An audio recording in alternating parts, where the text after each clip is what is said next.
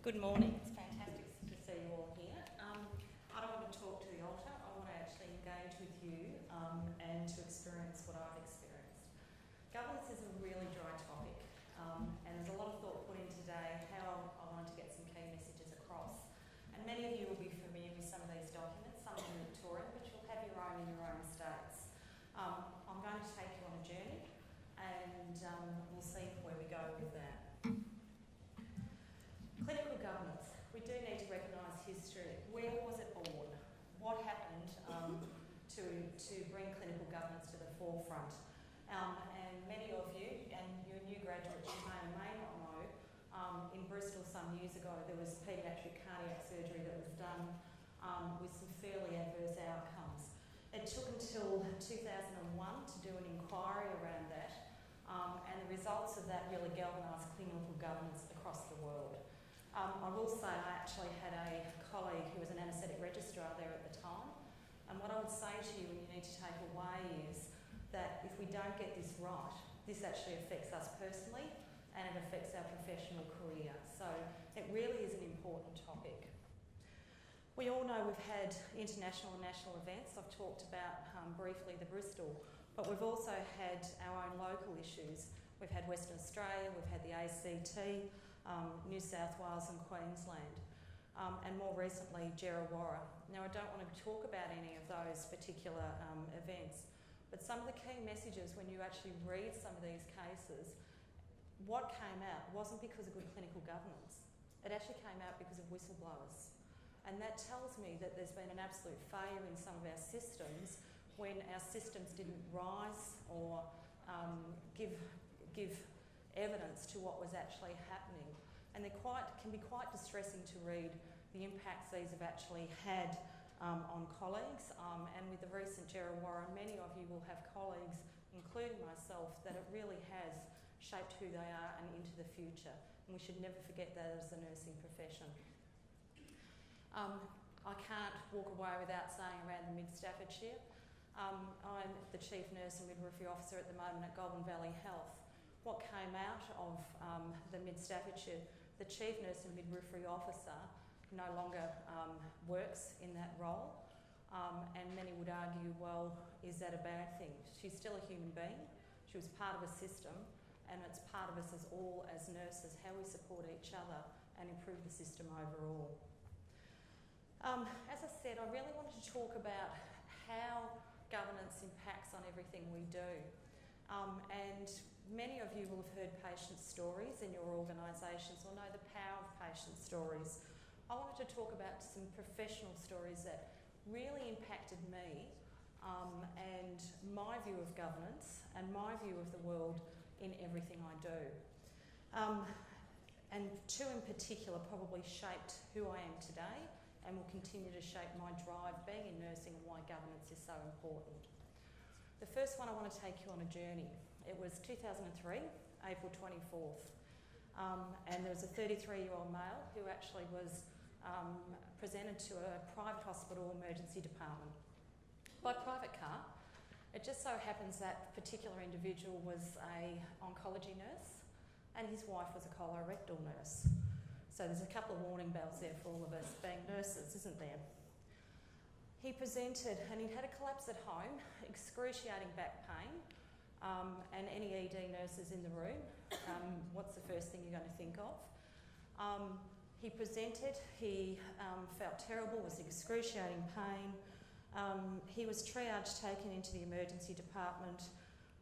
Normal bloods were done, FBEs, UNEs, everything you would normally think of that type of presentation. In the course of that, he was also had a plain abdominal x-ray. That was done, just normal practice as part of the diagnostics. A phone call was made to another nurse who happened to be his sister, and she was the nurse unit manager of a perioperative suite, and it was his wife that rang and said, I'm really concerned, he looks extremely unwell and I don't feel anybody's listening to me. And being the nurse unit manager with a perioperative background in critical care in that sense, the questions were asked. Well, what are his odds? I don't know, but he's deteriorating. They've given him 2 litres quickly. They want to take the drip out. but all I can see is getting more and more pale and he's more and more irritated, and they're getting quite distressed because he's so noisy, screaming in pain. There was a conversation had at that point. The first question that was asked was, well, who has he been referred to? And that particular surgeon that he'd been referred to was actually in the theatre of that nurse unit manager's operating suite department. So there was a conversation had with that surgeon and asked about, was he going to go and see this person, and that what the nun was being told, and it was identified that it was a brother, that was he going to go and see the actual patient. And it just so happens he was waiting to do a laparotomy, and the case, if you're a perioperative nurse, this won't be a term that you're not unfamiliar with. The patient wasn't fit enough for a haircut, and that's often the terminology that would be used. So they were having Swan-Ganz, arterial line, CVC. So to start operating was going to be quite some time. And the surgeon indicated at that time that he would go and see, and the nun felt comforted by that and went back to her office. He actually walked past the office, and she had, in all good faith, felt that he'd gone across to actually see the patient. About 45 minutes later, another phone call was received, and indeed nobody had seen the patient, and he was being transferred through to the ward because he was just too noisy, and indeed he was disrupted with the pain. The nurse had come down to collect him from the ward, but couldn't take him back because she felt he would be disruptive on the ward as well. They still couldn't get the pain under control, but he was transferred accordingly. The nun then went over and actually eyeballed her brother, and he was white. He had a blood pressure of 80 and was in a general ward. It was really clear that he was in excruciating pain and couldn't get on top of. And again, escalation was tried by both the wife and the sister. During the course of that time, it became obvious the surgeon had actually started operating, and that was about an hour from the time of contact to the start of operation. And it wasn't until 7:30 that night, with a lot of telephone calls trying to get help, and I take you back to the date, April 24th. What's the next day? Anzac Day. And what normally happens, and it happened to be a Friday Anzac Day, so there's a lot of people going on an extended weekend. But health operates 24/7. It doesn't operate around public holidays. So with all that done, what occurred was the surgeon did come over and took one look at the observations in the abdominal x-ray, and there was a massive retroperitoneal haematoma, hence all the pain, absence os muscle, the FBEs, everything was absolutely abnormal, but nobody looked at it. There was no CT done, and there was no further diagnostics. He was raced to theatre at that point, screaming to be anaesthetised for the pain.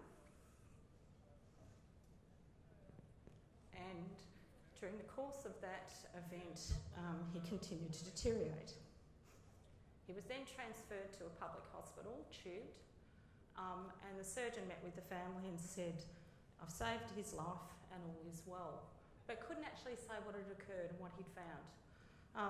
The nurse unit manager of theatre had seen the plain abdo x-ray and could easily see what had actually occurred.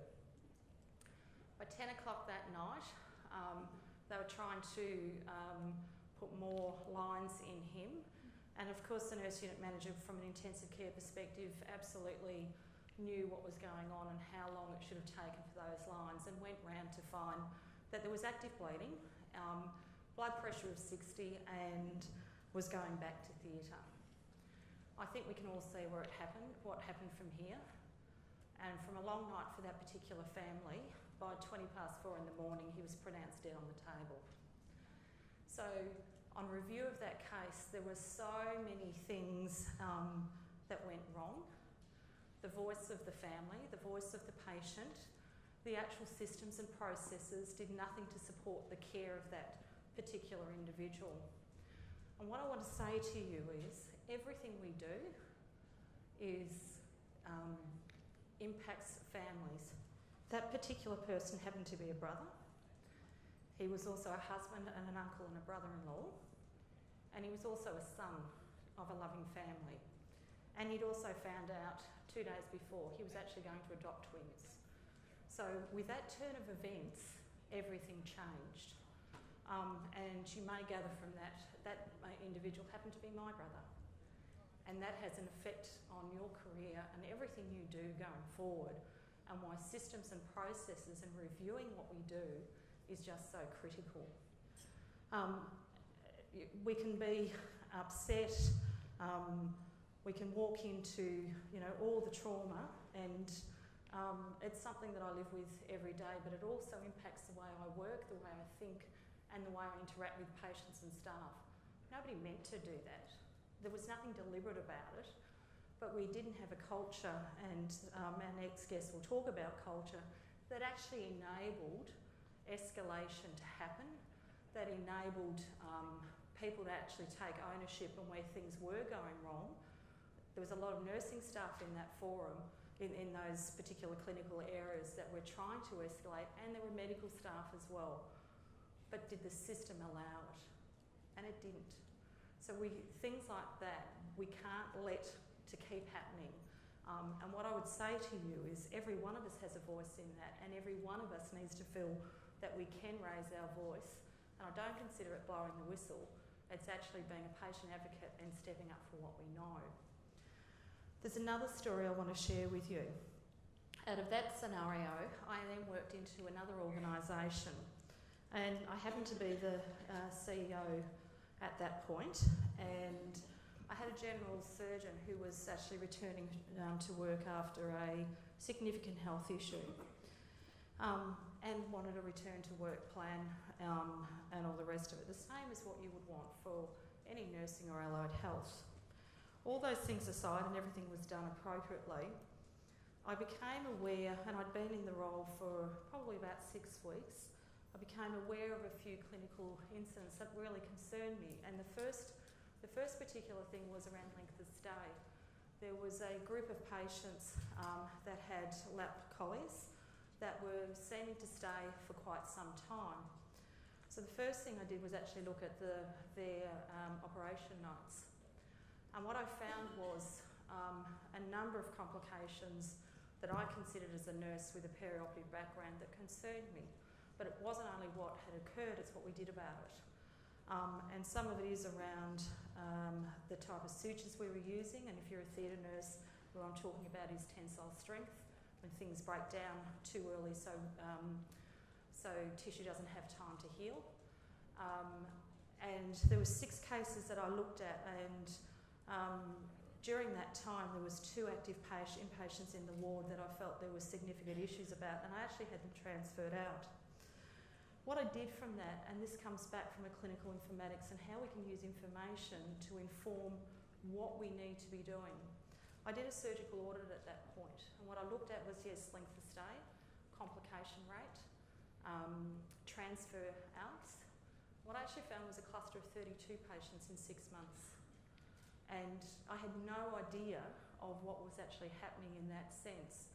And when I pulled that apart, there was obviously themes that were happening and recurring themes, and did all the normal things that one would expect, was meet with the appropriate surgeon, suggest ways of improving. What became really obvious to me then was, from a credentialing process, was had we been credentialed and had we actually checked up on qualifications and experience and what had happened previously. And I'd have to say to you, I was fairly disappointed in our system and process, because it showed to me we had huge gaps. During that time, I had a number of patients come and see me and share their experience with me, and I'd have to say it's pretty tough sitting in a room when people are pulling up their shirts and showing you scars and things like that, that they felt that they'd actually been mutilated. So out of that scenario, there was a lot of work done, and went through the normal process with ARPA and medical board, and in the meantime had reduced the scope of practice, which was quite challenging for a nurse to do that for a medical staff, and with a director of medical services who had a limited surgical background and wasn't quite sure what to do from a credentialing process. But I firmly believe out of that we avoided any more complications or adverse outcomes. The strength in what I could do was because doing the audits, it wasn't just a gut feel, it was sniffing out what the issue was, but going off and actually doing it in a methodical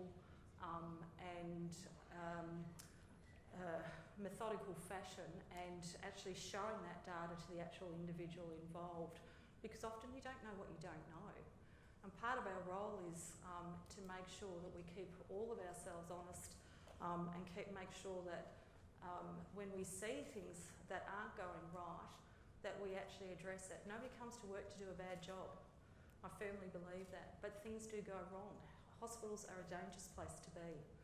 And in some ways, we are the gatekeepers for our patients, but we should be working collaboratively with our medical colleagues and our allied health colleagues, and I would take that even further with our hotel services staff. There is enough times that we know that our patients are actually starving in hospital because they're not getting meals or they're not able to eat their meals because they can't undo simple things like packaging. It's recognising that everybody in the team has a place and we're all there to actually provide good patient care. What we do with the information we have shapes the patient experience. So there's a couple of key things I do want you to take home. As nursing, you are absolute advocates for your patient. You have the knowledge, the skills to do something about it, but we do it with professionalism and integrity, so we can make the patient journey much more successful and a high experience for all. Thank you.